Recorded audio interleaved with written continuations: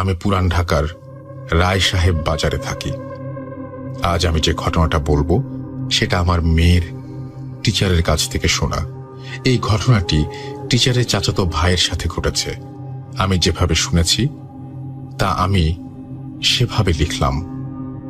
তার চাচাতো ভাই মোট 3 জন। যে ভাইয়ের সাথে ঘটনা ঘটেছিল সে ছিল বাড়ির বড় ছেলে। যে ঘটনাটি দেখেছিল সে তার ছোট ভাই। বড় ভাইয়ের বিয়ের কথা ঠিক হলো তাদের পাশের গ্রামে। মেয়ে দেখে বাড়ির সবাই খুব পছন্দ হলো, কারণ মেয়েটি খুব সুন্দর। তবে তার বড় ভাই বিয়ে করতে রাজি হলো না। তারপরও মা বাবা যেহেতু চেয়েছিলেন, তাদের ওপরে কোনো কথা বলল না সে। বিয়ের দিন ঘনিয়ে আসে।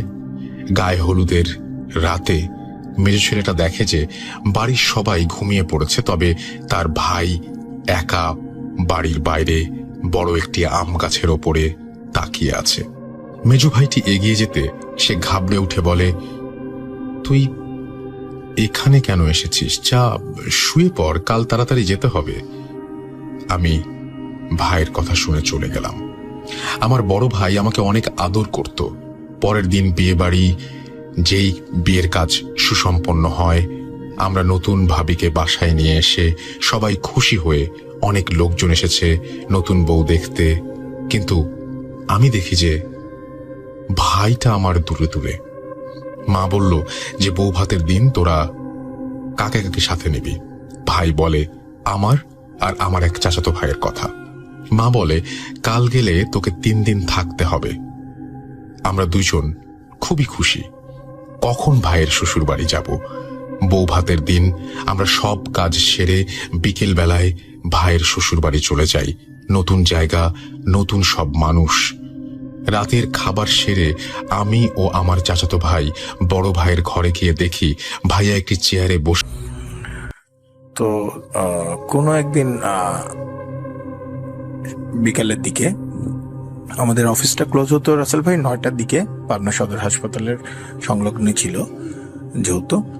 তো কোনো একদিন বিকালের দিকে আর কি 2002 সালের কথা বলছি,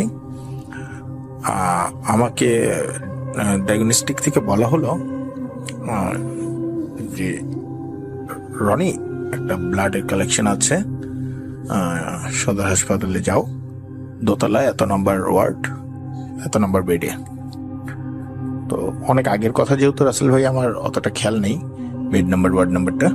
তো আপনার সদর হাসপাতালটা বেসিক্যালি ছিল হচ্ছে গিয়ে এদিক দিয়ে উঠে ওদিক দিয়ে নামা যেত। মানে একদিক দিয়ে সিঁড়ি আছে, সিঁড়ি দিয়ে আপনি উঠলে পরে হাসপাতালটা লম্বা, পুরাটাই হচ্ছে কি বারান্দা। হাতের ডান সাইডে বারান্দা, বাম সাইডে হচ্ছে গিয়ে ওয়ার্ডগুলো। তো বারান্দা দিয়ে বের হয়ে বারান্দা দিয়ে উঠে তারপরে ওদিক দিয়ে সোজা চলে গেলে আবার ওই পাশ থেকেও আরেকটা সিঁড়ি যেটা দিয়ে নামা যেত। তো 2টা সিঁড়ি ছিল, দুপাশ দিয়ে রুগীরা উঠতো। তো বিকাল গড়িয়ে যখন সন্ধ্যার দিকে আমি একটু ডিলে করেই গেলাম ব্লাডটা কালেকশন করতে। তো সন্ধ্যার দিকে মোটামুটি আমি যখন হাসপাতালের কাছাকাছিতে, তখন ঠান্ডা বাতাস বইছে, আকাশে অনেক মেঘ করেছে, গুড়ি গুড়ি বৃষ্টিও পড়ছে বলা যায়, 1 ফোঁটা করে বৃষ্টিও পড়ছে, কিন্তু অনেক বেশি আর কি মেঘ করেছে আর কি, বড় ধরনের একটা ঝড় হবে এরকম কিছু। তা আমি এটা দেখি একটু তাড়াতাড়ি করে গেলাম যে আর্লি ব্লাডটা কালেকশন করে আমি স্যাম্পলটা নিয়ে আসি আমার ল্যাবে। তো আমি এই সিঁড়িতে উঠে জাস্ট ব্লাডটা কালেকশন করছি। সিরিঞ্জে আমি যখন ব্লাডটা টেনে নিয়ে এসে সিরিঞ্জটা নিডেলটা বের করে যখন পেশেন্টকে কটন দিয়ে হাতটা ক্লোজ করে দিলাম, in the mean time Russell ভাই কারেন্ট চলে যায়। তো কারেন্ট চলে যাওয়ার পরে আমি অ্যাজ ইউজুয়াল কারেন্ট যেতেই পারে, এটা আর মফস্বল শহরগুলোতে একটু কারেন্ট বেশি যায়, তখন আরো বেশি যেত আর কি, এই এখনকার তৎকালীন সময় থেকে বেশি যেত আর কি। তো আমি সবসময় যেটা করতাম সেটা হচ্ছে কি, আমি যদি কখনো দোতলায় উঠতাম, এদিক দিয়ে উঠতাম ওদিক দিয়ে নামতাম আর কি। হাসপাতালটা একটা চক্কর দেওয়া হতো, তা আমার কাছে ভালো লাগতো আর কি, পরিবেশটাও খুব সুন্দর ছিল। তো যেহেতু আমি পাশাপাশি ল্যাবে কাজ করতাম, হাসপাতালের অধিকাংশ স্টাফই আমাদের পরিচিত ছিল। তো আমি যখন ওই পাশ থেকে নামছি, কারেন্ট চলে গিয়েছিল, তখন আমি একটা মোবাইল ইউজ করতাম সিমেন্স C25, অনেক আগের মডেল সিমেন্স C25। খুব বেশি আলো হতো না, বিকজ অফ ওগুলাতে কোনো টর্চের ব্যবস্থা ছিল না। যার ধরুন আমি ওইটা নিয়ে ওইটার আলোর প্রভাবেই আমি ওই সিঁড়ি দিয়ে নামার চেষ্টা করি। যেদিক দিয়ে উঠি ওটার বিপরীত সাইডে যে সিঁড়িটা সেদিক দিয়ে নামার চেষ্টা করি। তো যেহেতু আলো বেশি হতো না, সেহেতু আস্তে আস্তেই নামার চেষ্টা করতেছিলাম। এর মধ্যে রাসেল ভাই খুব বাইরে বাতাস ছেড়ে দিল আর প্রচন্ড বিজলি চমকাচ্ছিল, অনেক বেশি বিজলি চমকাচ্ছে, খুব বেশি আর কি বড় ধরনের একটা ঝড় হবে এরকম একটা আশঙ্কা। বাদে ভাই আমি সিঁড়ি দিয়ে নামার চেষ্টা করতেছি। নামার পরে রাসেল ভাই সিঁড়ির ঠিক গোড়াটায়, যেখানে সিঁড়িটা 3টা পার্ট ছিল, 3টা পার্ট নামার পরে 3টা পার্টে এমন একটা গ্রাউন্ড ছিল যে গ্রাউন্ডের মধ্যে আপনার ফ্লোরে অনেক স্পেস ছিল, যে স্পেসে আপনার 2-3টা মোটামুটি স্ট্রেচার রাখা যায়। তো আমি অ্যাজ ইউজুয়াল নামলাম, নেমে যখনই ডান সাইডে তাকালাম, হঠাৎ করে নামার পরে ডান সাইডে তাকালাম, হঠাৎ করে কেন জানি বিজলিটা খুব বেশি জোরে চমকে উঠলো। ডান সাইডে তাকানোর পরে আমি দেখতে পেলাম ওখানে স্ট্রেচারে একটা লাশ শোয়ানো। রাসেল ভাই লাশ থাকতেই পারে, যখন আমি হাসপাতালে মেডিকেলের ওয়ার্কিং এর সাথে ইনভলভ, সেও তো আমার এইগুলা দেখে অভ্যস্ত। আমি এজ ইউজুয়াল তেমন একটা কিছু ফিল করিনি। যেহেতু সন্ধ্যার কাছাকাছি সময় কিছুটা আলো প্রবেশ করছে, কিছুটা বিজলি চমকাচ্ছে, ঝাপসা দেখা যাচ্ছে সবকিছু, আমি বুঝতে পারছি যে লাশটার গায়ে একটা প্রিন্টের চাদর দিয়ে লাশটা ঢাকা। লাশটার হচ্ছে কি পা দুটোর শোয়ানোর পরে সোজা হয়ে উপরের দিকে থাকার কথা, সেখানে লাশটার পা দুটো উল্টা করে, আমরা বেসিক্যালি যে ভূত না, জিন টাইপের যেরকম পা দেখি, যে পা ঘুরানো থাকে, ঠিক ওরকম। যাই হোক, আমি ওটা দেখে একটু কাছে গেলাম যে পাটা এরকম কেন। তো যাবার পরে রাসেল ভাই দেখতে পারলাম যে পাটার রগ আসলে কাটা, দুটো পায়েরই রগ কাটা, আর স্ট্রেচারের পাশে একটা হাত একটুখানি বের হয়েছে, ওই হাতটাও এরকম রগ কাটা। এর মধ্যে রাসেল ভাই কোথা থেকে একটুখানি বাতাস এসে লাশটার মুখের চাদরটা সরিয়ে দেয়। একটু অদ্ভুত ঘটনা হচ্ছে, সরিয়ে দেওয়ার পরে ওই ফার্স্ট টাইমটা আমি ভয়টা পাই। সরিয়ে দেওয়ার পরে আমি যখন মুখের দিকে তাকানোর পরে খুব বিভৎস আর কি চেহারা করে লাশটা শুয়ে আছে, যেটা হচ্ছে কি আপনার জিভাটার ভিতরে রাসেল ভাই কামড় দিয়ে আছে। আমরা জিভের আর কি কথায় লজ্জা পেলে কিংবা একটু আপসেট হলে জিভে যেরকম ভাবে কামড় দিই, জিভ অর্ধেক বের করে, ঠিক ওরকম ভাবে জিভে কামড় দিয়ে চোখটা বন্ধ করে সে শুয়ে আছে। তো মুখটা দেখতে খুব অদ্ভুত লাগলো, মনে হলো যে ঘন্টা 3-4 আগে হয়তো বা মারা গেছে, লাশটা পোস্টমর্টমের জন্য ওখানে রাখা। এনিওয়ে, আমি ওইটা দেখে একটু ভয় পাওয়ার জন্য আমি ওই জায়গাটা লিভ করার ট্রাই করলাম। যেহেতু এই সিঁড়ি দিয়ে নেমেছি, সেহেতু আমার হাসপাতালের নিচতলার ওই মাথায় যাওয়ার পরে আমি গেটটা পাবো। তা আমি যখন লাস্টটা লিভ করে আমি যখন রওনা দেওয়ার পরে ওখানে একটা ওয়ার্ড মাস্টার ছিল, জাফর ভাই। তো যাই হোক, সে আমাকে বললো, ও ব্যাং মারা গেছে নাকি, তাই নাকি। উনিও খুব আর কি শুনলো আমার কাছ থেকে ঘটনাটা, ইন্টারেস্টেড হয়ে শুনলো আর কি। শোনার পর আমি তাকে বললাম যে হ্যাঁ মারা গেছে, এভাবে বিভৎসকর অবস্থায় মারা গেছে।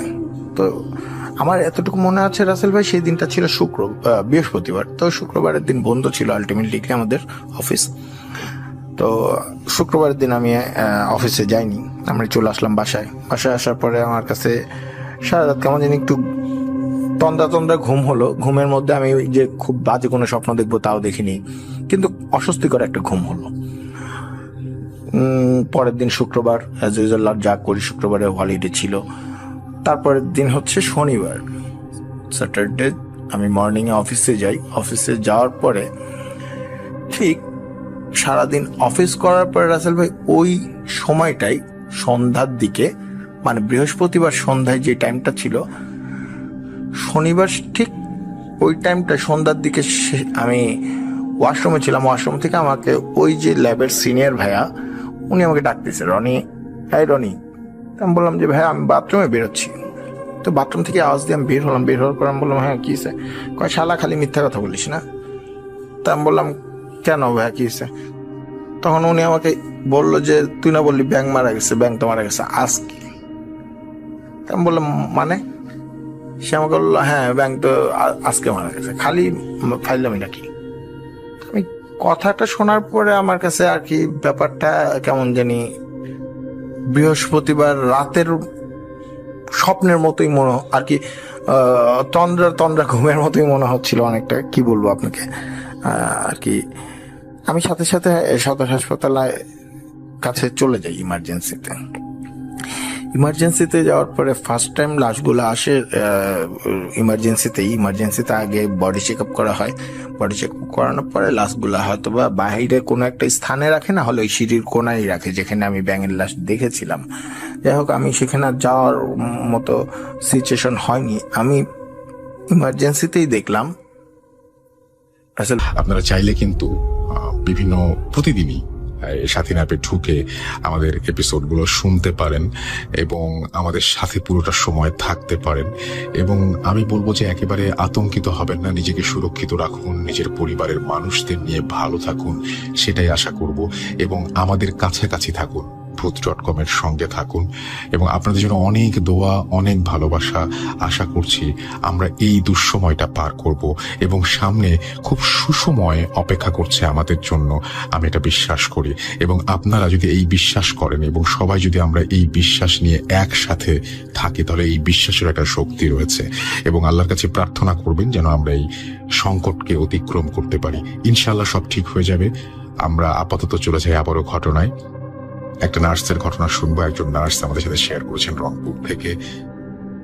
চলুন শুনে আসি তার ঘটনা।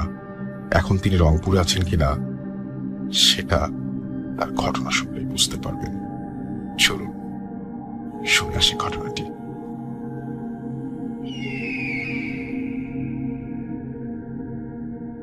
হ্যালো রাসেল ভাই, আসসালামু আলাইকুম। আমি রংপুর থেকে সিয়াম বলছি। আর আসলে as a health care provider আমার আসলে সবসময় ঘটনা পাঠানো বা সবসময় আসলে ভূত.fm বা ভূত.com যেটাই বলেন তার সাথে থাকা আসলে সবসময় সম্ভব হয়ে ওঠে না। বাট আমি ভূত.com এর বর্তমানে ভূত.com এর অনেক বড় একটা ফ্যান, ভূত.fm এরও ফ্যান ছিলাম। যাই হোক, আপনি এত বড় একটা প্রোগ্রাম অ্যারেঞ্জ করছেন এত কষ্ট করে, সেজন্য আপনাকে অনেক অনেক অনেক ধন্যবাদ। তো আজকে আমি যে ঘটনাটা শেয়ার করছি সেই ঘটনাটা আসলে আমার পরিবারেরই একজনের সাথে ঘটা, আমি তার নাম বলবো না। তো তারা তারা স্বামী স্ত্রী দুজনই হচ্ছে সরকারি চাকরিজীবী। হ্যাঁ, তো তারা একটা জায়গায় বাসা ভাড়া থাকতো, মানে ভাড়া থাকতো বলতে সরকারি কোয়ার্টারেই থাকতো আর কি, কোনো এক জায়গায়।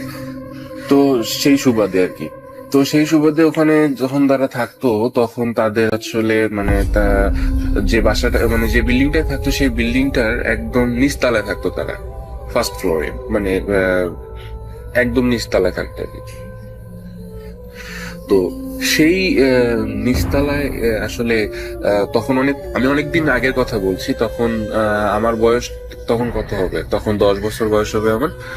আর এটা আমি কথা বলছি তাও আনুমানিক 2007-08 দিকের কথা বলছি, 7-8 সালের কথা বলছি। তখন আসলে ওই সময় যে জায়গাটায় বাসা ভাড়া থাকতো, তো ওই জায়গাটার আশেপাশের পরিবেশটা কিন্তু অতটা মানে ভালো ছিল না। মানে পরিবেশটা ভালো ছিল না বলতে জঙ্গল ছিল, বাঁশঝাড় ছিল, আপনার অনেক গাছগাছালি ছিল, অনেক ঘন পরিবেশ ছিল আর কি ওখানে। মানে মানে ভৌতিক একটা ব্যাপার ছিল ওখানে আসলে প্রথম থেকেই। তো আসলে যে ঘটনাটা ঘটছে সেটা হচ্ছে তো আমার যে ওই আত্মীয় উনি হচ্ছেন দুজনই যেহেতু সার্ভিস হোল্ডার ছিল, সেহেতু ওনাদের মধ্যে ওনারা ডিসাইড করলেন একদিন যে আশেপাশের যে জায়গাটা আছে সেই জায়গাটা আসলে পরিষ্কার করবেন আর কি। পরিষ্কার করে ওটাকে একটা ডিসিপ্লিন, একটা পরিবেশের সৃষ্টি করবেন তারা, এরকম একটা ডিসাইড করলেন। তো তারা হচ্ছে তো গেল ওখানে, মানে আশেপাশের পরিবেশের পিছনে একটা বাঁশঝাড় ছিল, পিছনে এরকম অনেক গাছগাছালি ছিল। তো তারা নিজ দায়িত্বেই সেই সময় আর কি ওটা পরিষ্কার করা শুরু করলো। তো আমি বলে রাখতে চাই যে ওখানে কিন্তু আপনার মানে ওই সময় কিন্তু ওই যে আমার আত্মীয়ের একটাই মাত্র ছেলে ছিল, তাদের সন্তান ছিল একটাই। ওই সময় তার বয়স কত হবে, আমার সমানই হবে তখন। তখন ওই সময় তখন আমার সমানে ছিল 10 বছর বা 12 বছর বয়স। তো আসলে তখন হচ্ছে মানে যখন বিড়াল মানে ওখানে যখন তারা মানে পরিষ্কার করছিল, তো পরিষ্কার করার সময় আসলে কি হবে ব্যাপারটা, যে এভাবে প্রতিদিন পরিষ্কার করতো তারা। প্রতিদিন পরিষ্কার করতে করতে একদিন এরকম হইলো যে সন্ধ্যা, একদম গধূলির যে সময়টা, একদম সন্ধ্যা মাগরিবের আজান হবে এরকম একটা সময়, সেই সময় এসে তা তো আমার ওই মানে খালা উনি হচ্ছে ঝাড় দিচ্ছিলেন ওখানে পিছনে বাঁশঝাড়ের কাছে।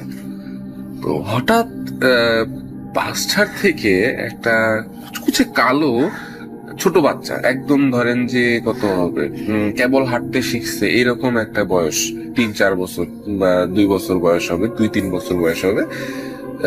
তো এত কম বয়সে একটা ওই ছোট বাচ্চাটা একদম কুচকুচে কালো দেখতো, মাথায় কোনো চুল নাই, হ্যাঁ একদম কুচকুচে কালো, এবং গায়ে কোনো কাপড় ছিল না, ছোট বাচ্চা। তখন সে আসলে মানে বাজার থেকে বের হয়ে আমার ওই খালার কাছে আসতে, যখন এই কাছে আসতেছে তো সে ভয় পেয়ে গেছে। হ্যাঁ ভয় পেয়ে হচ্ছে মানে সরে আসছে, এবং প্রথমে মানে রাগ হয়েছে যে এই তুমি যাও এখান থেকে যাও, মানে এরকম বলছে। তো যখন এরকম জোরে চিৎকার করছে তখনই হচ্ছে ওই যে বাচ্চাটা ওটা আবার দৌড়ে বাচ্চার ভিতরে চলে গেছে। তো এটাতে আসলে সে মানে মারাত্মক রকমের ভয় পেয়ে গেছে। ভয় পাওয়ার পরে তো তিনি আবার মানে ওখানেই ছিলেন আর কি, আশেপাশে মানে একটু দূরে চলে গেলেন, ওখানে গিয়ে আবার ঝাড় দিচ্ছিলেন। তো একদিন ওই বাচ্চাটা আবার বাচ্চার থেকে বের হয়ে, না আমাদের বাসায় তো মানে ওই শিলপাটাই, যেটা শিলপাটা বলি আমরা, সেই শিলপাটাটাই নাই, মানে ওরকম বাটার মতো কোনো কিছু নাই তাদের, তারা কেন শিলপাট, এটাতে তো মানে অবাক হয়ে গেছে। তো বিভ্রম মনে করেই তারা আমার খালা ওটা ছেড়ে দিচ্ছে, ব্যাপারটাকে ইগনোর করছে। তো মজার ব্যাপার হচ্ছে তার এভাবে করতে করতে করতে করতে তো ওইখানকার একটা চিকন গাছ ছিল, মানে ওই বাঁশঝাড়ের পাশে একটা চিকন গাছ ছিল। তো চিকন গাছটা মানে বাঁশঝাড়ের ঠিক পাশেই ছিল, এবং ওটা অনেক চিকন গাছ ছিল, আম গাছের মতো আম গাছ ছিল এটা সম্ভবত। তো সেই আম গাছে মানে চিকন একটা আম গাছ ছিল, মানে কেবল রোপণ করা হয়েছে, রোপণ করার পরে বড় হয়েছে, লম্বা হয়েছে এরকম 12 ফিট লম্বা হবে এরকম। হ্যাঁ, তো এই গাছটা, তো আমার যে খালু ছিলেন উনি আর কি মানে একটা মানে রাস্তার মাঝখানে গাছটা ছিল আর কি, মানে যে দাগে দিয়ে মানুষ হাঁটবে সে রাস্তার মাঝখানে, যেহেতু ওটা একদম মানে মানে জঙ্গল টাইপের জায়গা ছিল, তো সেই রাস্তাটা ছিল, রাস্তার মাঝখানে গাছটা জন্মাইছিল। তো গাছটাকে তো আমার যে খালু আছে উনি কেটে দিছেন, ঠিক আছে, গাছটাকে কেটে দিছেন। যেদিন কেটে দিছেন সেদিন রাতের বেলা আমার খালা রাতে স্বপ্নে দেখলেন যে তোর কোনোদিন আর সন্তান হবে না, এরকম একটা স্বপ্ন দেখছেন তিনি। কে যেন রাতে স্বপ্নে তাকে এসে বলতেছে যে তোর আর কোনোদিন সন্তান হবে না, এই ধরনের একটা কথা বলছে। তো এটার জন্য আসলেই তারপর থেকে সন্তান হচ্ছে না, মানে আমার খালার কোনো সন্তান সম্ভব হচ্ছেন না, মানে এটা নিয়ে আসলে তার অনেক ট্রিটমেন্ট করা হয় আসলে, কিন্তু তারপর থেকে আর কখনোই তার সন্তান হচ্ছে না। তো আসলে এটা ট্রিটমেন্টের জন্য তিনি আসলে অনেক চেষ্টা করছেন। আমি যদি একটু বলি, এখানে আরেকটু ব্যাপার আসছে, সেটা হচ্ছে তো ট্রিটমেন্ট করার জন্য কিন্তু আমার যেখানে উনি কিন্তু বগুড়ায় গেছিলেন। তো বগুড়ায় গিয়ে বগুড়ায় গিয়েছিলেন, মানে বগুড়ায় হচ্ছে আমাদের, যেহেতু আমার খালা আমাদের নানা বাসা আর কি বগুড়ায়। তো বগুড়ায় গিয়ে তিনি হচ্ছে আমার যে মামিকে গিয়ে পুরো ঘটনাটা বললেন, সবকিছু ফার্স্ট থেকে লাস্ট পর্যন্ত। তো তো উনি আমার মামি বললেন যে এখানে অনেক ভালো একজন বুজুর্গ ব্যক্তি আসে, এই ব্যক্তির কাছ থেকে যদি আমরা যাই তাহলে হয়তো একটা সলিউশন হতে পারে। তো তারা চলে গেলেন আসলে ওই বুজুর্গ ব্যক্তির বাসায়। মানে উনি আর কি এই ধরনের সমস্যাগুলো সমাধান করতে পারতেন। তো ওনার বাসা ছিল অনেক দূরে ছিল, ওই সময় আমরাও গিয়েছিলাম আর কি, আমরাও গিয়েছিলাম, সব পরিবার একসাথেই গিয়েছিলাম ওখানে। তো তখন আমিও ছোট, ও ছোট, দুজন মিলে গিয়েছিলাম। তো আমরা গিয়েছি, যাওয়ার পরে হচ্ছে ওই বুজুর্গ ব্যক্তির অনেক দূরে বাসা, আমাদের নানা বাসা থেকে অনেক দূরে বাসা ওনার। তো অনেক দূর দীর্ঘ যাত্রা আমরা করলাম, করার পরে ওখানে পৌঁছানোর পরে ওনার বাসায় গিয়ে ঢোকার পরে উনি তখন মানে এরকম রোগী দেখতেছিলেন আর কি, মানে ওনার কাছে আরো অনেকেই আসছে আর কি সলিউশন নিতে। তো উনি সবার ট্রিটমেন্ট দিচ্ছেন। তো আমাদেরকে বসতে বললো, তা আমরা ঘরের ভিতরে ওই দিকে গিয়ে বসলাম। তো আমি যেটা লক্ষ্য করলাম, এটা আমার নিজের চোখে দেখা, আমি যেটা লক্ষ্য করলাম, ওই বাসায় অসংখ্য বিড়াল। আপনি কল্পনা করতে পারবেন না রাসেল ভাই যে ওখানে আসলে কতটা বিড়াল ছিল, আপনার আইডিয়াতেও থাকবে না যে এত বেশি বিড়াল ওখানে ছিল। মিনিমাম আপনার একটা বাসায় মিনিমাম উপরে 60 থেকে 70টা বিড়াল ছিল। 60 থেকে 70টা অ্যাডাল্ট বিড়াল একটা বাসায় থাকা কিন্তু অ্যাবনর্মাল। এরকম এটা কিন্তু আসলে মানে নর্মাল কোনো মানুষের বাসায় কিন্তু এতগুলো বিড়াল থাকার কথা না। 60 থেকে 70টা বিড়াল তার বাসায় ছিল, এবং ছোট বাচ্চারা যদি হিসাব করি তাহলে আরো বেশি হবে। এই বিড়ালগুলো সবগুলো ছিল সাদা রঙের, সবগুলো বিড়ালই সাদা রঙের ছিল, মানে অন্য কোনো কালারের বিড়াল না, সবগুলোর চেহারা একই রকম। আপনি আলাদা করতে পারবেন না একটা বিড়াল থেকে আলাদা আরেকটা, একবার মিশে গেলে ওই বিড়ালটাকে খুঁজে পাওয়া যাবে না। সব বিড়ালই সাদা। এবং বিড়ালগুলো জাস্ট বাসার এক প্রান্তে একটা ছোট একটা গর্তের মতো আছে, গর্ত বলতে একটা ফুটার মতো আছে, ফুটা দিয়ে ওইদিকে হয়তো বাড়ির পিছনের দিকে যাওয়া যায়, আবার বাড়ির সামনের দিকে একটা ওরকম ফুটার মতো আছে, এই ফুটার দিয়ে রাস্তার এই দিক দিয়ে চলে যাওয়া যায়। মানে বাড়িটা বিশাল লম্বা ছিল, অনেক বড় বাড়ি ছিল। তো বিড়ালগুলো জাস্ট খালি ওই মানে বাড়ির পিছনের দিকে চলে যাচ্ছে, এই বাড়ির ভেতর থেকে ওই ফুটা দিয়ে সবগুলো বিড়াল 60-70টা বিড়াল জাস্ট খালি ওই ফুটা দিয়ে বাইরে চলে যাচ্ছে ওই জঙ্গলের দিকে। আবার একটু পরে আবার জঙ্গল থেকে ফিরে জাস্ট ওই ইয়ার ভিতরে চলে আসতেছে, মানে বাড়ির ভিতরে চলে আসতেছে, এবং বাড়ির সামনে যে ছিদ্রটা ছিল, ফুটাটা ছিল, ওই ফুটাটা দিয়ে চলে যাচ্ছে, রাস্তার দিকে চলে যাচ্ছে, এবং কিছুক্ষণ এসে বাড়ির ভিতরেও থাকতেছে। তো আমি তখন ছোট ছিলাম, আমি বিষয়টা খুব মজা পেয়েছিলাম আমি। তো আমি গিয়ে মানে যখন হচ্ছে বিড়ালগুলো যখন ঢুকতেছিল আর কি বাড়ির পিছনের দিকে এরকম বা জঙ্গলের দিকে যাইতেছিল, তো আমি তাদের মধ্যে থেকে একটা বিড়ালের লেজ ধরছি, লেজ ধরে উপরের দিকে তুলছি। এখন যেহেতু মানে আমি কি বলবো, মানে আসলে ওই সময় আমি এতটা ভয় পাইছি ওই বিড়ালের ফেসটা ওই সময় দেখে, মানে বলার মতো না। যে আমার আসলে ওই সময় মনে হচ্ছিল না যে আসলে ওটা বিড়াল বা অন্য কিছু, আমার আসলে মনে হয়নি। মানে এতটা ভয়ঙ্কর একটা চেহারা আমি ওই সময় দেখছি ওই বিড়ালটা, আমি সাথে সাথে বিড়ালটাকে ছেড়ে দিছি।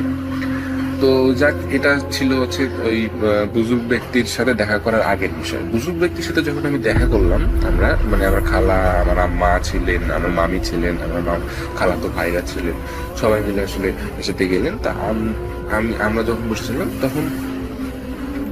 তখন দেখা গেল যে তিনি বলতেছেন এভাবে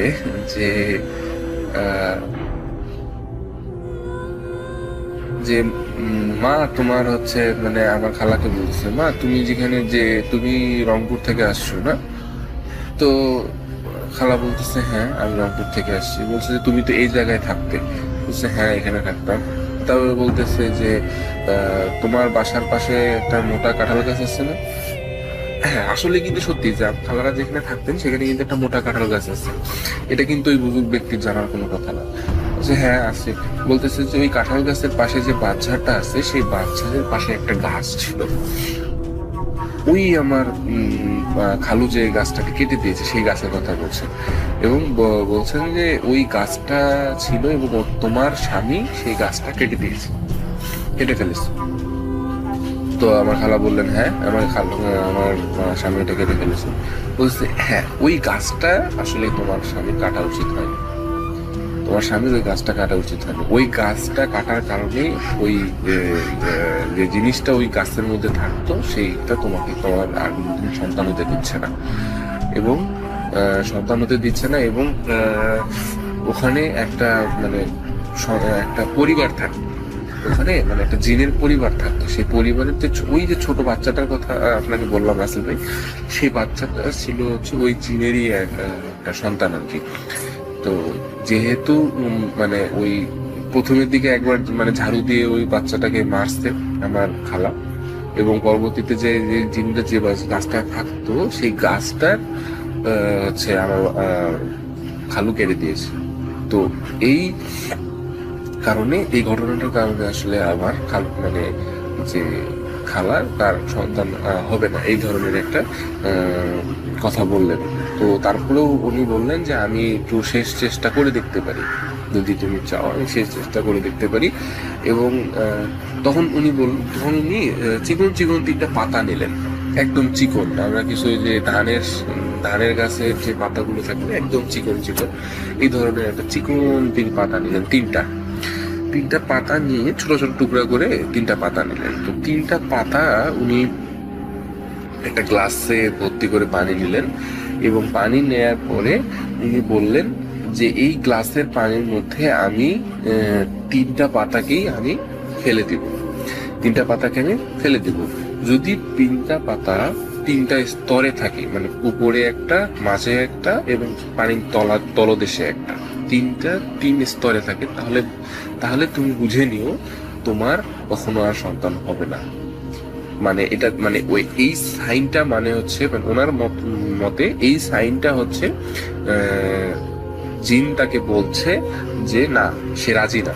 মানে জিন এই যে ঘটনাটা আমার খালার সাথে ঘটাইছে, এই ঘটনাটা রিপেয়ার মানে এই ঘটনাটা থেকে আমার খালা কখনো বেরোইতে পারবে না।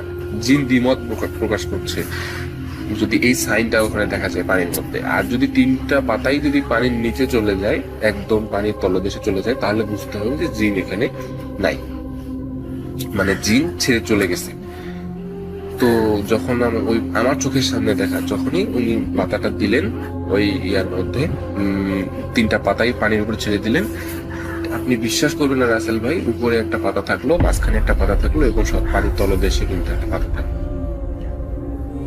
এবং এই যে পানির তলদেশে একটা পাতা থাকলো, এই যে 3টা পাতা একদম স্থির হয়ে পানির মধ্যে থাকলো। এবং উনি যে কবিরাজ বুজুর্গ ব্যক্তি যিনি যার কাছে উনি বললেন যে না তুমি এইখান থেকে তুমি কখনো বেরোতে পারবে না, তোমার কখনো সন্তান হবে না। এবং এটা সত্যি কিন্তু আজ এত বছর পরেও আমার কিন্তু খালার কোনো সন্তান হয়নি। তিনি কিন্তু মানে তার কিন্তু একটাই সন্তান এখন পর্যন্ত। এবং ওই জিনিসটা এখন পর্যন্ত তার সাথে আছে কিনা সেটা আমি জানি না, তবে কিন্তু ওই ব্যাপারটা ঘটার পর থেকে কিন্তু আমার খালার কখনো সন্তান হয়নি। এই ছিল আমার ঘটনা রাসেল ভাই, ধন্যবাদ।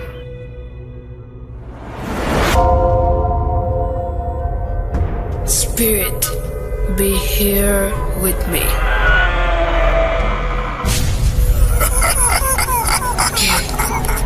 Get to me. Bhoot.com. The fear returns with Russell.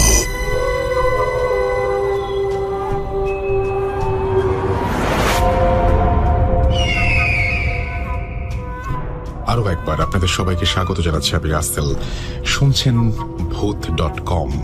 এবং আমি গত সপ্তাহে দেখেছিলাম যে আপনারা যারা ভূত.com শোনেন তারা পৃথিবীর বিভিন্ন জায়গা থেকে কিন্তু আমাদের ঘটনা পাঠান, পৃথিবীর বিভিন্ন জায়গা থেকে আমাদের ঘটনাগুলো পাঠিয়ে একভাবে যেমন আমাদের সাথে কানেক্টেড থাকেন, ঠিক সেইভাবেই ভূত.comকে আরো সামনের দিকে এগিয়ে নিয়ে যান। এই জন্য আপনাদের জন্য অনেক অনেক অনেক অনেক ধন্যবাদ, এবং আপনাদেরকে ধন্যবাদ দিয়ে কোনোভাবেই ছোট করতে পারবো না। আশা করছি এইভাবে আপনাদের যে সহযোগিতার হাত আমাদের দিকে বাড়িয়ে দিয়েছেন সেটা অব্যাহত থাকবে। চারপাশে রাস্তাগুলো এখন অনেক শূন্য, চারিদিকে সবকিছু অনেক ফাঁকা ফাঁকা। এই সময়টায় থাকে না যে আমরা বাড়ির বারান্দায় দাঁড়ালেও কেমন একটা ভয়ঙ্কর অনুভূতি হয়, কিন্তু আমি বলবো ঘটনার এই মুহূর্তে মোবাইল ফোনটাকে নিয়ে অথবা আপনি যে ডিভাইস দিয়ে শুনছেন একটু বারান্দায় গিয়ে দাঁড়ান অথবা জানালাটা খুলে দিন।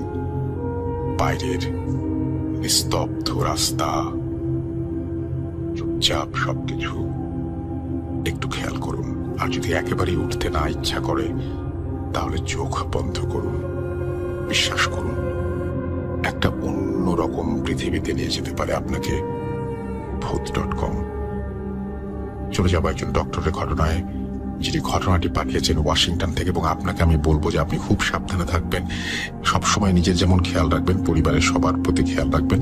আপনাদের সবার জন্য, পৃথিবীর জন্য আসলে আমাদের অনেক শুভকামনা। আমাদের এখান থেকে বেরিয়ে আসতেই হবে, আমাদের এখান থেকে মুক্তি পেতেই হবে। চলুন চলে যাই আমাদের পরবর্তী ঘটনায়। আসসালামু আলাইকুম রাসেল ভাই এবং ভূত.com এর সকল লিসেনার্স, আশা করি সবাই ভালো আছেন। সবাইকে জানাচ্ছি বাংলা নববর্ষের শুভেচ্ছা। আমার নাম সিবাত আশরাফি, আমি পেশায় একজন চিকিৎসক এবং বর্তমানে আমি আমেরিকাতে অবস্থান করছি। আমি ভূত এফএম এর একজন অনেক পুরানো লিসেনার এবং ভূত এফএম এবং ভূত.com আমার খুবই পছন্দের একটি শো। আজকে আমি আপনাদের সাথে যে স্টোরিটি শেয়ার করতে যাচ্ছি সেটা আমেরিকার রাজধানী ওয়াশিংটন ডিসির একটি বাড়িকে কেন্দ্র করে। বাড়িটির নাম হেলসিয়ান হাউস। প্রথমে বাড়িটির একটু বর্ণনা দিয়ে নিই। 21,000 বর্গফুট এরিয়ার উপর বাড়িটি তৈরি করেছিলেন আমেরিকান নেভির প্রথম সেক্রেটারি বেঞ্জামিন স্টুয়ার্ট 1787 সালে। বাড়িটি প্রায় 230 বছরের পুরনো, কিন্তু বেঞ্জামিন স্টুয়ার্ট বেশি দিন বাড়িটি ভোগ করতে পারেননি। তার মৃত্যুর পর উত্তরাধিকার সূত্রে তার পরিবারের বিভিন্ন মানুষের কাছে বাড়িটির মালিকানা পরিবর্তিত হয়, কিন্তু কোনো মালিকই বাড়িটিতে বেশি দিন থাকতে পারতেন না। কেউ মারা যেতেন, কেউ অনেক এই ঘটনাটিও আপনাদেরকে অনেক আনন্দ দেবে। চলুন শুনে আসি দুই বন্ধুর ঘটনা। এবং আমাদের ইমেল অ্যাড্রেস হচ্ছে russell.booth.com@gmail.com। আর আমাদের ফেসবুক পেজ হচ্ছে www.facebook.com/russell.স্বাধীন। এখানে এসে আপনি আপনার যে কোনো কিছু আমাদেরকে ইনবক্স করতে পারেন, জানাতে পারেন কি চান আমাদের কাছে, কেমন লাগছে আমাদের এই এপিসোডটি, সবকিছুই। কি কি আরো অ্যাড করলে ভালো লাগে, আরো নতুন নতুন কি কি আপনাদের উপহার দিতে পারি, সবকিছু। আমরা চলে যাব সেই দুই বন্ধুর ঘটনায়। চলুন। আসসালামু আলাইকুম রাসেল ভাই, আশা করি আপনি সবসময় ভালোর দলেই আছেন এবং সবসময় ভালো থাকেন, সেটা আল্লাহর কাছে দোয়া করি। আমার নাম অতুল হাবিব, আমার বাসা বগুড়া জেলার ফুলবাড়ি নামক একটি গ্রামে। তো সরাসরি ঘটনায় চলে যায়। আমার ছোট ভাইয়ের নাম নীরব এবং ও এই মুহূর্তে ইঞ্জিনিয়ারিং পড়ছে। তো ঘটনাটা 2017 সালে। আমার ছোট ভাই আমাকে এই গল্পটাও শেয়ার করেছে এবং এই ঘটনাটার ব্যাখ্যাও আজ পর্যন্ত পাই নাই। আমাদের গ্রামটা একদম মূল শহরের সঙ্গে লাগানো, একদম যে অজপাড়াগা তা না, মেইন রোডের সঙ্গে আমাদের বাসা এবং আমার বাসার পাশে আমার ছোট ভাইয়ের বাসা। এবং শহরের মধ্যেই পড়ে, সবসময় লাইট জ্বালানো, জাঁকজমকপূর্ণ, খুব সুন্দর পরিবেশ। শহর এবং গ্রামের মাঝামাঝি আপনি বলতে পারেন এই যে বিষয়টা। তো যাই হোক, সময়টা 2017 সাল। তখন আমার ছোট ভাই ক্লাস 10-এ, অর্থাৎ প্রিটেস্ট পরীক্ষা অথবা টেস্ট পরীক্ষা চলবে। আমার পাড়াতে আমার আরেকটা ছোট ভাই, ওর নাম অন্তর। ওরা দুইজন ক্লাসমেট ছিল, একই স্কুলে পড়তো এবং একই ক্লাসে পড়তো। তো ঘটনাটা হলো, আমার ছোট ভাই আমাকে এভাবে বলেছে, এটা ছিল ওদের যখন টেস্ট পরীক্ষা চলছিল, তখন টেস্ট পরীক্ষা শুরু হয়েছে। তো একদিন আমার ছোট বোন অন্তর অলরেডি ডাস্টবিনের ওখানে। তো ওই বলতেছে যে, কে রে তুই এত দ্রুত দৌড়াচ্ছিস কেন, এত দ্রুত যাচ্ছিস কেন, আমার জন্য একটু অপেক্ষা করবি না?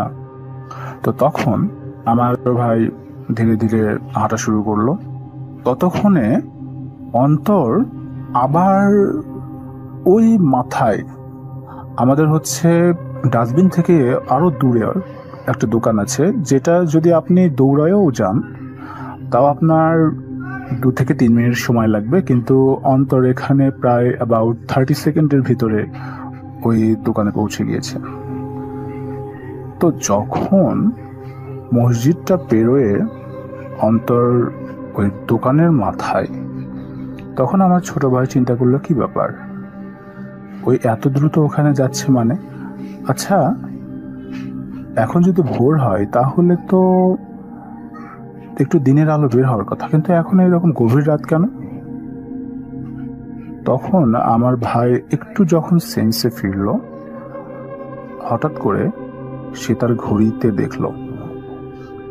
সে তার ঘড়িতে দেখার পর তার মাথা ঘুরে গেল, সময় তখন রাত 1:55।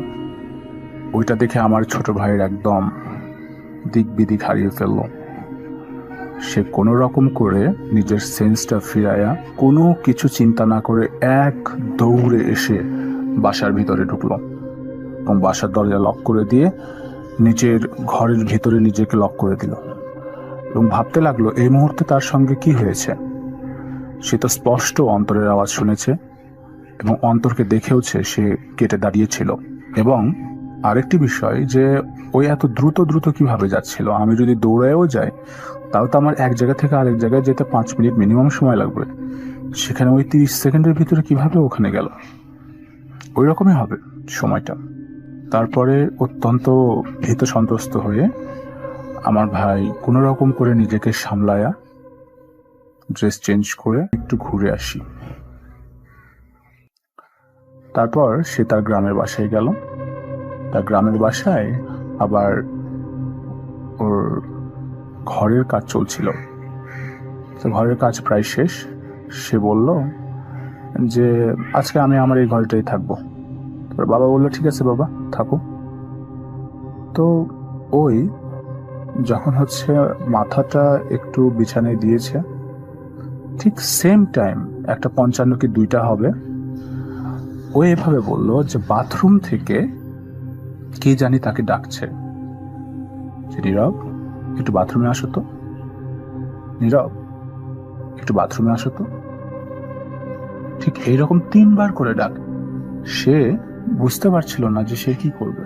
সে কোনো না কোনো ভাবে ওই জিনিসটাকে এড়িয়ে ঘুমিয়ে পড়ে। এরকম 2-3 দিন ওকে ডাকা হয়েছে বাথরুম থেকে, যে নীরব একটু বাথরুমে আসো তো, নীরব একটু বাথরুমে আসো তো, নীরব একটু বাথরুমে আসো তো। এভাবেই সে ডাকগুলো শুনে পরবর্তীতে এই বিষয়টা সে তার বাবা মার সঙ্গে শেয়ার করে এবং তার বাবা মা জিনিসটাতে রেসপন্স করে, যেহেতু একমাত্র ছেলে, রিস্ক না নেওয়াই ভালো। তো তাই সে তার বাসাতে মিলাদ করিয়ে নেয় এবং ওখানে দোয়া খায়ের করায় নেয়। তারপর থেকে পর্যন্ত আমার ভাইয়ের সঙ্গে কোনো ঘটনা ইনশাল্লাহ ঘটে নাই। তো এই ছিল আমার ঘটনা রাসেল ভাই। যদি ভালো লাগে অবশ্যই লিসনার্সদের জন্য শেয়ার করে দেবেন এবং আমারও অনেক ভালো লাগবে। ফিউচারে আরও এরকম ঘটনা আমি যদি পাই আপনার উদ্দেশ্যে পাঠাবো। ঠিক আছে, ভালো থাকবেন রাসেল ভাই। আসসালামু আলাইকুম। Spirit, be here with me.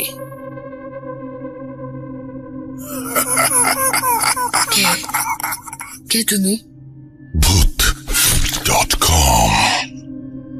The fear returns with Russell.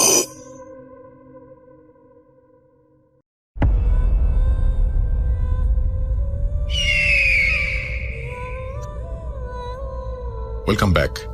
আমাদের একই এপিসোডে 2 জন আলিফ, একটু আগেই বলছিলাম। তার আগে জানাই আপনারা শুনছেন Bhoot.com, আমি রাসেল আছি সাথে এবং চলছে Bhoot.com স্বাধীন অ্যাপে। আর আমার সঙ্গে এই মুহূর্তে রয়েছেন আলিফ। শুরু করেছিলাম আলিফকে দিয়ে, শেষটা আলিফকে দিয়ে করব না, থাক আরেকটা ঘটনা আপনাদেরকে শুনিয়ে দেব। অলরাইট, আমরা চলে যাব আলিফের কাছ থেকে। তবে এই আলিফ ডক্টর আলিফ না, এই আলিফ যশোর থেকে ঘটনা পাঠিয়েছেন। আমরা সরাসরি চলে যাব তার কাছে এবং আপনারা আশা করছি তার ঘটনাটি অনেক বেশি এনজয় করবেন। চলুন শুনে আসি। তো রাসেল ভাই, Bhoot.com এ এটি আমার পাঠানো প্রথম স্টোরি। তো যদি ভালো লাগে তাহলে প্লে করে শোনাবেন। তো রাসেল ভাই, কথা না বাড়িয়ে আমি আমার ঘটনায় চলে যাই। তো ঘটনাটি ঘটে আমার এক ফ্রেন্ডের আব্বুর সাথে। তো সঙ্গত কারণেই আমি আমার ফ্রেন্ডের নামটি আসলে উল্লেখ করছি না। তো ঘটনাটি ঘটে হচ্ছে মালয়েশিয়াতে। তো আমার ওই ফ্রেন্ডের আব্বু উনি মালয়েশিয়াতে একটি কোম্পানিতে জব করতেন। তো কোনো এক কারণে ওই কোম্পানির যে ম্যানেজার ছিলেন ও তার সাথে ওই আঙ্কেলের হচ্ছে একটু ঝামেলা হয়। তো এক পর্যায়ে ওই ম্যানেজার তিনি স্থানীয় কিছু মাস্তান টাইপের তাদেরকে আসলে ভাড়া করেন যে আমার ওই ফ্রেন্ডের আব্বুকে মারার জন্য। তো কোনো এক সন্ধ্যাবেলার দিকে তিনি যখন কাজ শেষ করে ফিরছিলেন, তো তখন আসলে ওই মাস্তানরা ওই আঙ্কেলকে ধাওয়া করে। তো তিনি আসলে ছুটতে ছুটতে ওখানকার স্থানীয় এক গ্রেভিয়ার্ডে তিনি আশ্রয় নেন। তো ওখানকার আশ্রয় নেওয়ার পরে ওই মাস্তানরা তারপরেও খোঁজাখুঁজি করতেছিল অনেক সময়, তো তিনি আসলে ওখান থেকে বের হতে পারছিলেন না। তো এভাবে তিনি অবস্থান করতে করতে এক পর্যায়ে তিনি ঘুমিয়ে যান এবং ওখানে সারা রাতি তিনি সেখানে অবস্থান করেন। তো সকালবেলার দিকে তিনি বাসায় ফেরেন। তো বাসায় যখন ফিরেন তখন তার ওনার গায়ে অনেক জ্বর ছিল। তো উনি তেমন কিছু আসলে ভাবেননি, তো নর্মাল ভাবে নিয়েছিলেন। তো এরপর 1-2 দিন পর থেকেই তিনি উল্টাপাল্টা বকতে শুরু করেন, মানে অ্যাবনর্মাল টাইপের কথাবার্তা বলেন। তো বলার পরে তিনি হচ্ছে এটাকে আসলে ওনারা যারা ওদের পাশে ছিল, তো তারা আসলে খুব বেশি সিরিয়াসলি মানে নিচ্ছিল না। তো পরবর্তীতে দেখা যায় যে কিছুদিন পর থেকেই ওই যে আঙ্কেল, আমার ফ্রেন্ডের আব্বু, উনি আসলে নিখোঁজ হন। তো পুরোই অদৃশ্য, তাকে কোথাও পাওয়া যাচ্ছিল না। তো মোটামুটি ওখানে সবাই কর্মব্যস্ত, কেউ তো এগুলো নিয়ে মাথা ব্যথা নাই। তো যাই হোক, মোটামুটি সবাই খুঁজতেছিল কিন্তু আসলে পাওয়া যাচ্ছিল না। এদিকে দেশে আমার ফ্রেন্ডের ফ্যামিলিকে বিষয়টি জানানো হয়। তো জানানোর পরে তারা খুব অনেক দেরিতে জানানো হয়, তার জানানোর পরে ওনারা খুব টেনশনে ছিল। তো আসলে অনেক খোঁজাখুঁজির পরেও আমার ফ্রেন্ডের আব্বুকে পাওয়া যাচ্ছিল না। তো এভাবে প্রায় অনেক দিন কেটে যায়, প্রায় বছর 2 মতো এভাবে কেটে যায়। তো আমার এই ফ্রেন্ডের আর এক রিলেটিভ ছিল যিনি মালয়েশিয়াতেই থাকতেন।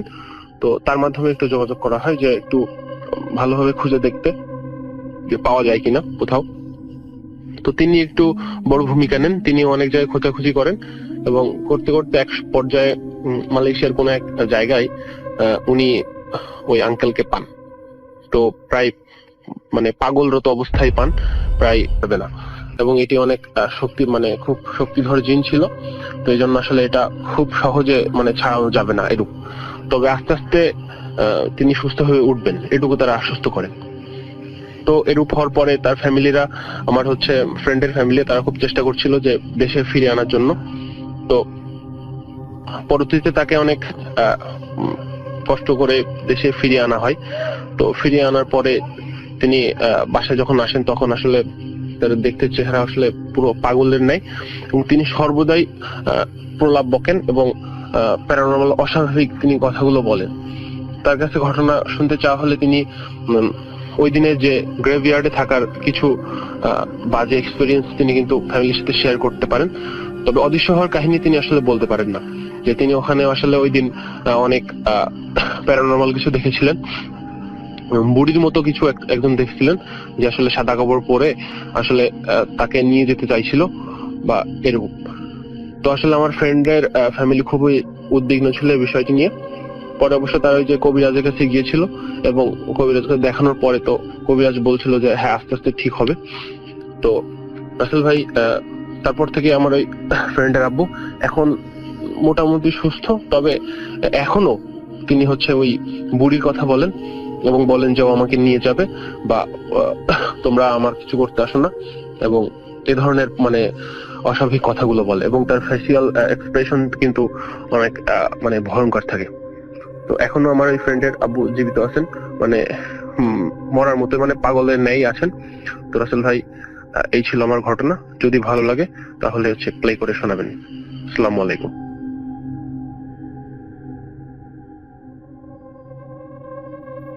Spirit, be here with me. Qui êtes-nous? Bhoot.com. The fear returns with Russell. খুব অবাক হয়েছে এই জন্যই যে আপনারা যারা ঘটনা পাঠাচ্ছেন তারা এই সময়টাকে উপলব্ধি করতে পেরেছেন, এই সময়টার গুরুত্ব বুঝতে পেরেছেন, আর তাই জন্যই আপনারা অসংখ্য ঘটনা আমাদেরকে পাঠাচ্ছেন। এই মুহূর্তে আমার কাছে আরো একটি ঘটনা রয়েছে, যে ঘটনাটি আমাকে পাঠিয়েছেন পলির ঘটনায় আমরা চলে যাব এবং আশা করছি যে এই ঘটনাটি আপনাদের ভালো লাগবে। আরো একবার শেয়ার করি, ভূত.com প্রতি শুক্রবার রাত 11:59 হয় স্বাধীন অ্যাপে, এবং আমাদের ইমেল অ্যাড্রেস হচ্ছে russell.com@gmail.com। আর আমাদের যে ফেসবুক পেজ, সেটা হচ্ছে www.facebook.com/russell.স্বাধীন। আশা করছি দুটি জায়গাতেই আপনারা আসবেন, আপনাদের ঘটনা শেয়ার করবেন। সামনের সময়গুলোতে আমরা এই সময়টাতে এভাবেই করব যে আমি আমার বাসা থেকে করব, আপনারা আপনাদের বাসায় রেকর্ড করে আপনাদের ঘটনাগুলো আমার কাছে পৌঁছে দেবেন। এইভাবেই ভূত.com-এর চলাটা আমরা অব্যাহত রাখবো। আশা করছি যে এই মুহূর্তে পলির ঘটনা আপনাদেরকে অনেক আনন্দ দেবে। চলুন শুনে আসি ঘটনাটি এবং ফিরে আসছি একটু পরেই। আসসালামু আলাইকুম রাসেল ভাই, আমি পলি, আমি যাত্রাবাড়ি জামরা থেকে বলছি। আমি আপনার ভূত এফএম এর খুব বড় একজন ফ্যান। ভূত এফএম অফ হয়ে যাওয়ার পর আসলে খুব খারাপ লাগছিল, বাট পরে যখন আমরা দেখলাম ভূত.com স্টার্ট হলো, দেন খুব হ্যাপি হলাম আর কি। এনিওয়ে, আমি আমার ঘটনায় চলে যাই। ঘটনাটা হচ্ছে আমার ফ্রেন্ডের বড় বোনের আর এক ফ্রেন্ড আছে, ভাই ছেলে ফ্রেন্ড, ওর সাথে ঘটা। আমি ওর শুনছি আমার ফ্রেন্ডের কাছ থেকে, আমি ওনার ভয়েসেই বলার চেষ্টা করছি, ভুল হলে মাফ করবেন। যাই হোক, একদিন রাত্রে 11টার দিকে আমি পড়ছিলাম, তখন আম্মু আর আমার ছোট ভাই কেউই বাসায় ছিল না, ওরা ছিল আমার পুপিদের বাসায় চলে গেছিল। তো আমি পড়তেছি, তখন বাজবে মেবি 10:30 এরকম টাইপের। তো আমি এখন হঠাৎ করে আমার দরজায় করিং বেলের আওয়াজ শুনে ভালো এত রাত্রে কি আসলো বাসায়। তখন হচ্ছে আমি গেটটা খুলে দেখি আমার ফ্রেন্ড আকাশ। তো আমি আকাশকে দেখে অবাক হয়ে গেলাম। আকাশ, এত রাত্রে তুই? পরে বলতেছে বাইরে দাঁড় করার রাখবি নাকি ভিতরে আসতে বলবি? আমি কি হ্যাঁ শিওর আয়। যেন ঘরে আসলো, আসার পর বলতেছে না ঘরে বসবো না, চল ছাদে যাই। আমি বলতেছি ছাদে? আরে তুই তো 8টার দিক দিয়েও যদি বাসা থেকে বেরোস তুই ভয়ে কাঁপিস, তুই এত রাতে ছাদেতে যাচ্ছিস কেন? পরে বলতেছে যে চল না আজকে যাই। পরে আমি বললাম যে ঠিক আছে তাহলে চল। তা আমি আর আকাশ মিলে ছাদে চলে যাই। আকাশ বলতেছে যে আজকে আকাশটা খুব সুন্দর, তাই না? ওর কথাগুলো শুনে আমি খুবই অবাক হয়ে যাই, বিকজ ও একটু অন্য টাইপের, একটু ভীতু টাইপের, একটু ছটপটে টাইপের, বাট ওই দিন খুব মানে অন্যরকম টাইপের ছিল। আমি বলতেছি কি হয়েছে, বাসায় কোনো প্রবলেম? এত রাতে তুই এখানে চলে আসলি? আমার বাসা থেকে ওর বাসা কমপক্ষে 2 কিলোমিটার দূর হবে। ও বলতেছে যে না আজকে সারাদিন না বাসায় ছিলাম, মানে বাইরে ছিলাম। বললাম সারাদিন বাইরে ছিলি বলতে? বলে আর কখনো বাড়িতে যাব না রে, বাইরেই থাকবো। তখন আমি বললাম যে কি ফাজলামো করছিস আকাশ, ফাজলামো বাদ দিয়ে কি হয়েছে বল, আন্টি বকা দিছে, চল তোকে বাসায় দিয়ে আসি। ওরা বলতেছে আমি যাব, তবে এক শর্তে। বলে কি? কয় তুই আমার বাসায় যাবি, কিন্তু আমি যাব না, তুই গিয়ে আমার মাকে বলে আসবি যে আমি খুব ভালো আছি। পরে বলতেছে তুই কেন যাবি না, রাগ করেছিস নিশ্চয়ই? পরে আমি বলতেছি ঠিক আছে তাহলে চল। তো আমি ওর বাসায় যাই, যাওয়ার পর ও আমাকে রাস্তার মানে আমার বাসা থেকে ওর রাস্তার ওপার যেতে হয়, ওর বাসাটা ওই পারে। তো আমি রাস্তার ওই পাশে দাঁড়িয়ে ছিল, আমাকে বলতে তুই বাসায় যা, গিয়ে বলবি যে আকাশ ভালো আছে, কান্নাকাটি করতে না। তো আমি বাসায় ঢুকলাম। বাসায় ঢোকার পর দেখলাম যে বাসায় অনেক লোকজন দেখে আমি খুবই মানে হতবাক হয়ে গেলাম যে আমি কান্নাকাটি কেন করছি। তখন দেখছি যে আকাশের মা খুব কান্নাকাটি করতেছে, মানে পরে আমি আকাশের মা কান্নাকাটি করতেছে। পরে আমি বললাম আন্টি কি হয়েছে? তখনই আকাশের মা আমাকে জড়ায় ধরে কান্নাকাটি শুরু করলো। পরে আমি হঠাৎ করে দেখলাম কি যে বাসায় পুলিশ আছে অনেক। তো এখন কি বলবো রাসেল ভাই, আমি যখন শুনছি তখন আমারই গুজবাম হচ্ছিল, এখন বলতে গিয়ে আমারই খুব গুজবাম হচ্ছে। তখন মানে ও নাকি দেখে যে ওর ফ্রেন্ডের রুম থেকে একটা একটা লাশ বের করছে। তখন সবাই ও বলতেছে কার লাশ, এটা কে? তখন বলতেছে আকাশ আজকে বিকেলবেলা মানে সুইসাইড করছে। মানে তখন তো ও শুনে অবাক যে কি বলে, আকাশ তো আমার সাথেই ছিল। মানে ও বলে কি সময় সাথে ছিল, মানে ও বলে আর কিছু বলতে পারে নাই। তারপরে হচ্ছে ও গাড়িতে যখন অ্যাম্বুলেন্সে উঠাবে তখন ও বলতেছে আমি শেষবারের মতো একবার আকাশের মুখটা দেখতে পারি। তখন ও আকাশের মুখটা দেখার পরে মানে ও খুবই কষ্ট পায়। তো ওর কষ্ট দেখে মানে আমি যখন শুনছি ও খুব মানে কান্না করে দিচ্ছিল আর কি বলার পর। তো পরে ও দূর থেকে আকাশে বলতেছে মাকে বলিস আমি খুব ভালো আছি। তো আসলে আমি ব্যাপারটা না বুঝতে পারছি না, যে আমার যত জানা মতে যে মানুষ যখন মরে যায় বা যখন সুইসাইড করে তারা কি মানে দুনিয়াতে থাকে, মানে এটা প্রশ্নটা আমি আসলে বুঝতেই পারি না। অথচ আমার জানা মতে হচ্ছে মানুষ যখন মারা যায় তখন হচ্ছে তারা চলে যায়, যেখানে যার যেখানে যাওয়ার সেখানে চলে যায়। আর পৃথিবীতে মানুষের আত্মা বলে কিছু আছে কিনা আমার জানা নাই, বাট এই ঘটনাটা শোনার পর তখন থেকে আমার আসলে ব্যাপারটা কেমন যেন লাগছে। থ্যাংক ইউ রাসেল ভাই, যদি ঘটনা ভালো লাগে তাহলে শেয়ার করবেন প্লিজ। আসসালামু আলাইকুম রাসেল ভাই, ভালো থাকবেন। Spirit, be here with me.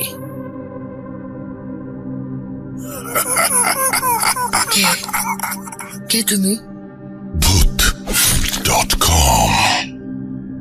The fear returns with Russell.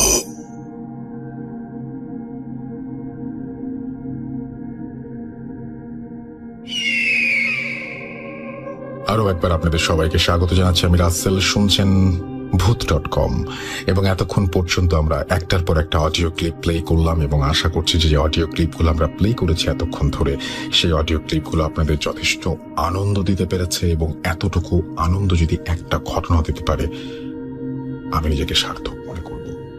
দেখুন, এই সময়টা তো ভালো না, সুতরাং আমরা যতটা পারি ট্রাভেল কম করব।